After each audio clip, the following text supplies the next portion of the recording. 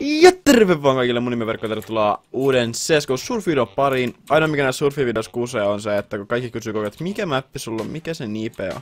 Niin mäppinä toimii tällä kertaa Surf Rookie. Ja mä laitan sen IPn tohon näytölle johonkin kohtaan. Mulla on ollut tää aihe mielessä vähän aikaa. Ja tää liittyy siihen Xbox Oneiin, mikä mä sain. Niin tää ei liity siihen konsoliin suoranaisesti, mutta liittyy siihen, että miten mä sain sen ja siihen tilaamiseen ja tämmöiseen. Eli mä tilasin cdon.comista, mikä on tunnetusti vähän semmonen paikka, että no ainakin itsellä ne ei oo vain ollut kovin nopeita, ne on ollut vähän helvetin hitaita toimittaa tavaraa sun muuta. Advanced Warfaren kanssa niillä oli hirveet ongelmat, mä tiedän, että kaikki, jotka oli tilannut sieltä, niin ne itki sitä, että ne ei oo saanut niitä jne.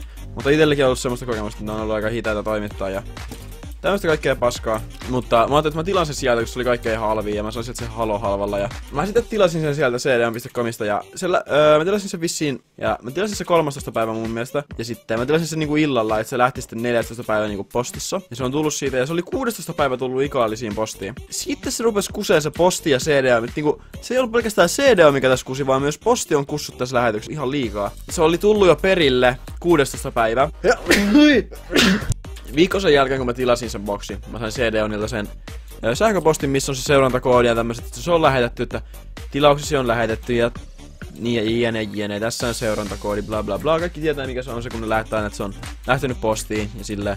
Mä ajattelin, että mitä helvettiä, että miksi se on sitten viikon istunut ja se, että niinku niillä oli varastus niitä juttuja ja tällä, että miksi vitus se on istunut viikon siellä. Että miksi sit on lähetetty aikaisemmin. Ja mä menin katsoa sitten seurantakoodi, että missä vitussa se menee, koska se on viikon ollut liikkeellä. Ja sieltä luki, että se on ollut jo 3 päivää sen jälkeen, kun mä oon tilannut sen vehkeen. Se on ollut jo ikallisessa postissa. Ja sit siellä luki, että se on niinku liian painava vissiin, tai liian iso paketti, että sitä toimitetaan niinku ovelle kotiin. Niin sitten, että ne lähettää kirjeen sieltä, että se on saapunut sen saapumisilmoituksen kirjeenä.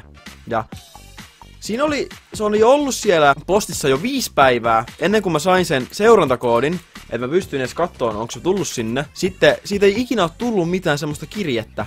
Niinku, että se vähän ihmetyy, että mitä helvettiä. Mä sain ensin sen varmistussähköposti, että se on lähetetty viikon myöhässä. Ja se boksi oli silloin ollut jo yli 5 päivää siellä postissa. Ja mulle ei ollut lähetetty siitä mitään ilmoitusta, että se on saapunut. Mä en saanut mitään saapumisilmoitusta siitä.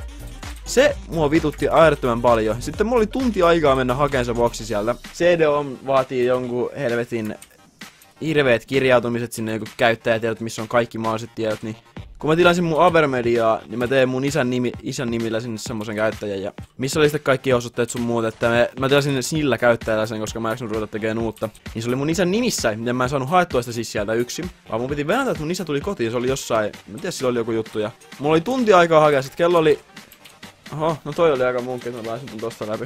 Mutta mulla oli tunti aikaa hakea, että kello oli 8 ja posti oli 9 asti auki. Ja voitko mennä pois täältä? Niin mä yritän venää, että mun isä tulee kotiin, että me voidaan hakea sen. Ja sitten mä niinku tulostin sen, missä on ne kaikki ilmoitukset, se seurantakoodi jne, että siinä oli se lähetystunnus. Ja mä sain sitten niillä haettua se. Mutta mä en ymmärrä, että mikä siinä kesti, entä ensin CDOn kusi sen, että ne ei lähettänyt mulle sitä koodia, ne ei lähettänyt sitä mikä vitun lähetysviestiä, ja sitten että se on lähtenyt postiin, ne ei lähettänyt sitä ajoissa, siinä meni viikko, että mä sain sen, ja sitten sen jälkeen menin kattoo, niin se oli ollut postissa jo 5 päivää se helvetin boksi. Mä olisin niinku saanut sen melkein viikkoa aikaisemmin, että niinku 5-4 päivää istunut siellä, ilman mitään ilmoitusta mulle, pikkusen vituttavaa hommaa.